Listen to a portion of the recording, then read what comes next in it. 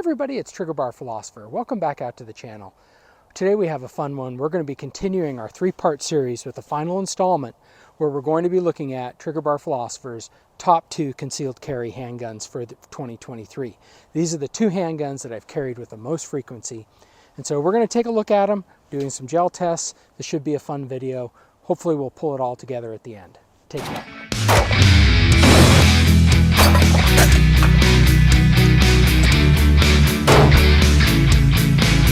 Up next at number 2, this is partially due because of its size, it's pretty small, and because of the holster system that I have with it set up with it.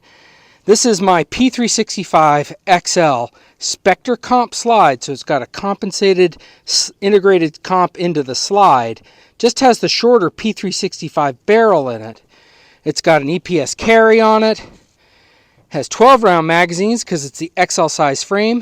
This is one of the original Icarus Precision grip modules. I like that because almost all holsters for P365 XL fit this. It does not have a thumb ledge on it, so maybe that makes a difference for you in shooting, but holster compatibility is pretty important. I really like this Enigma system. Allows me to carry and conceal this very well, which is why I carry it so often. You can just tuck it in. You're wearing whatever, dress clothes, non-dress clothes, shorts, sweats, whatever. Because it has its own belt system, you don't really need to worry about it. And I really like carrying this thing, and it gets carried a lot because of that. But now let's see how it performs. In it, I have some of that. I have some Remington 124 grain. This is a bonded projectile, and so let's see if it holds together any better than that Underwood projectile. Let's get to shooting into the gel. All right, so next up we have the P365 Spectre Comp XL with an Icarus Precision lower. Really like the way this gun feels. I think the added weight of the Icarus Precision lower, it about doubles the weight. That's not a lot of weight. We're talking about 3 ounces to 6 ounces. So not a lot of weight of the grip module doubling, but makes it very controllable, makes it very concealable, remaining in that very short or thin and small form factor of the P365. All right, let's get to shooting it.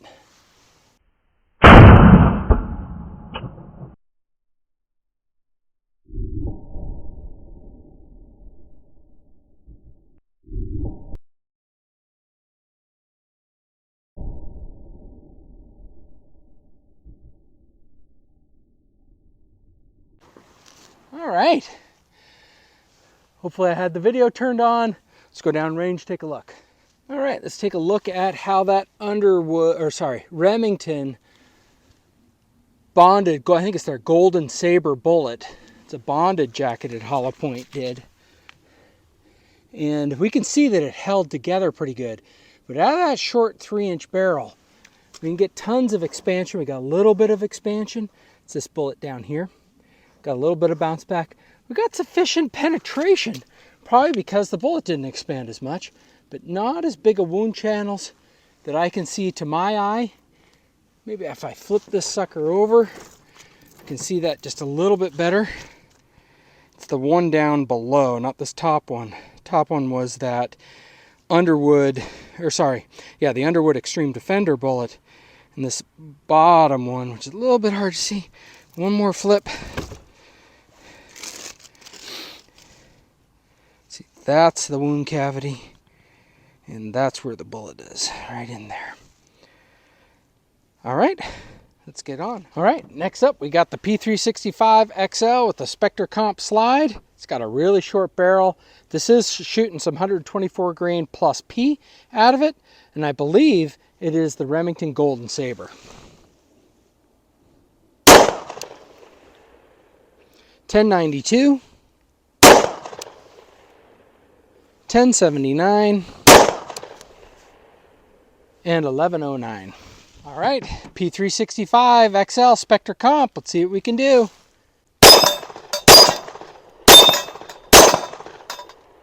Whew, not bad.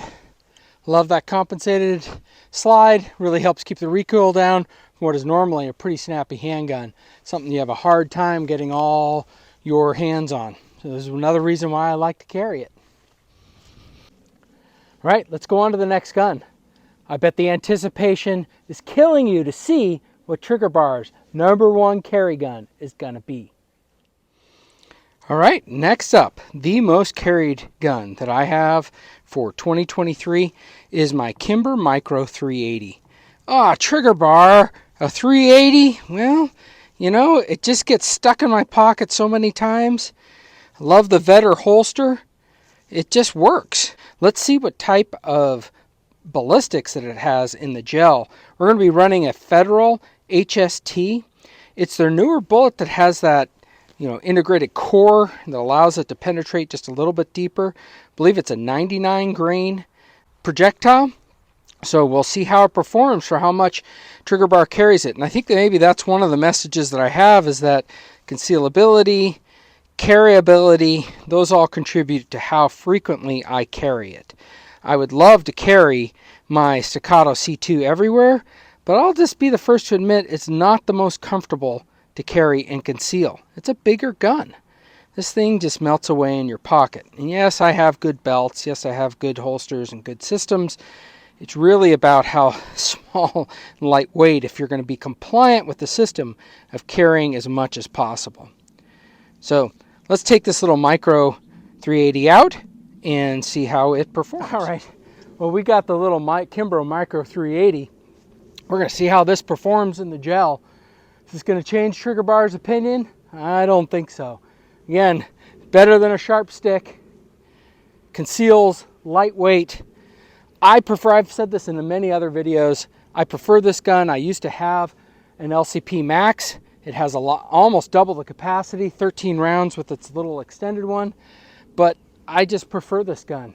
It shoots a lot better for me than the LCP Max and the LCP. It feels a lot less recoil, which is funny, but again, a mouse gun, you know, I'm going to be wanting to be getting shots on. And also I figured if I'm going to be carrying this every day, I want to enjoy it when I shoot it, right? I don't want something that I was like, well, I hate shooting it, but I'm going to carry it every day. Life's too short to hate the guns that you carry.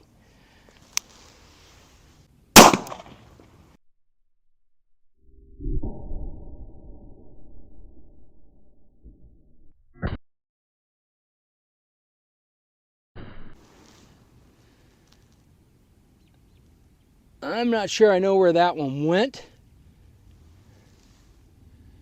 So let's take another look.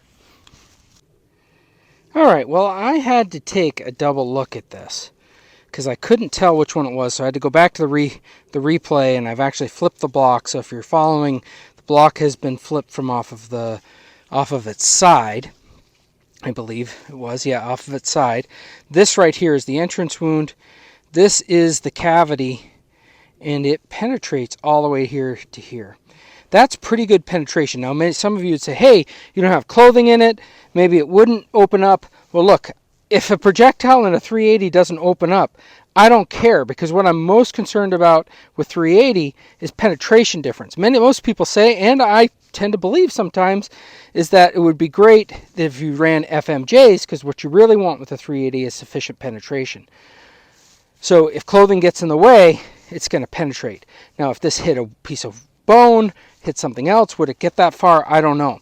But for comparison, that's one of our 9mm rounds right here from Underwood. It had a much bigger wound channel right next to it, right? A lot more damage that's going through, much bigger slug.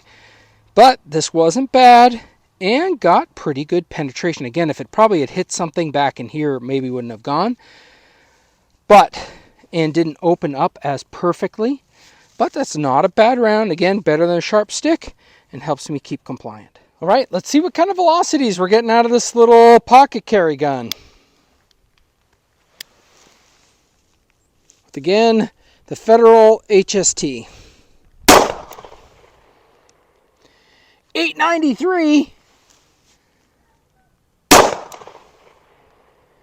877.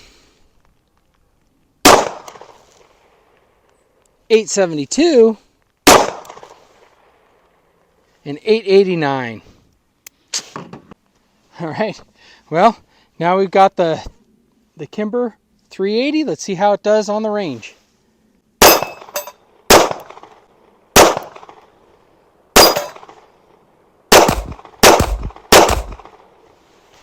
Okay, not too bad.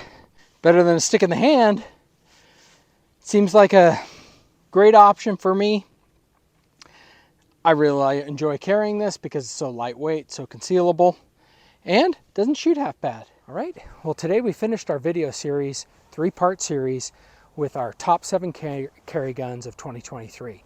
Today we took a look at my P365 XL with the Spectre Comp slide on it, and we took a look at the Kimber Micro 380. And with both of those guns, we saw that they had pretty good terminal performance in the ballistics gel. In particular, I was a little bit surprised of how well the 380 did, even though it has a very on the low end of energy foot-pounds. It looked like it performed pretty well in gel. I will remind you that oftentimes in gel, it's not a perfect representation, but what I wanted to show to you was the comparisons between all of these rounds. Hopefully, despite my bad videography skills, you're able to see that. I'm also going to be putting all of these rounds together, or all of these videos together, in one big extra long video without all of these interruptions and breaks, if you care to see that. Let me know what your top carry gun for 2023 is. Let me know what you think about my top 7 carry guns. Is there any of them that you would change out? Would you swap the order? Do you have your favorites that aren't listed here? Please go ahead and put them in the comments below. There's certainly other guns that I have that I like and that I do carry that just didn't make it on the list this year. Maybe we'll do something different next year and we'll be carrying some of those a little bit more, or maybe not. In 2024 it'll look the same. Let me know what you think. Please put your comments below, and if you have the tolerance, look forward to that big long one coming out soon. Hope everyone has a great day. Thank you and take care.